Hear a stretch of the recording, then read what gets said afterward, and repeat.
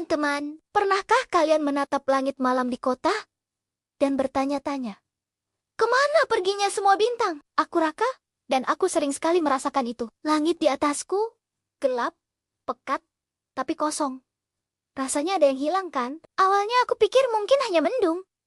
Tapi malam demi malam, bintang-bintang itu tetap tidak muncul. Ternyata ini bukan hal sepele. Ada alasan besar di baliknya yang mengubah cara kita memandang alam semesta.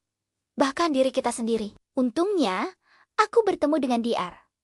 Mira, seorang astronom yang super keren. Dia menjelaskan kalau ini semua karena polusi cahaya. Lampu-lampu dari gedung, jalanan, dan papan iklan di kota kita memancarkan cahaya ke atas secara berlebihan. Cahaya buatan ini menciptakan semacam kubah terang di atas kota yang menenggelamkan cahaya bintang yang lembut dan jauh.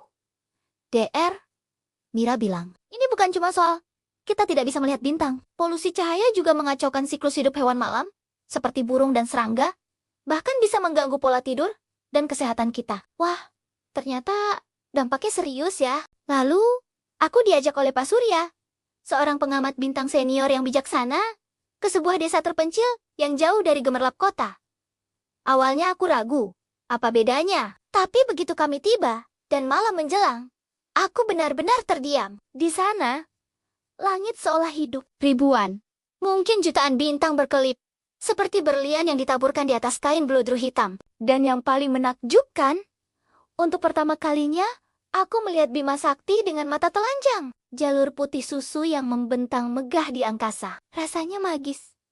Seolah aku terhubung langsung dengan alam semesta. Aku sadar, inilah pemandangan yang seharusnya bisa kita semua nikmati. Pengalaman itu mengubah segalanya buatku. Langit berbintang itu bukan cuma pemandangan indah, tapi warisan kita bersama. Hak setiap manusia untuk bisa menatap keagungan alam semesta.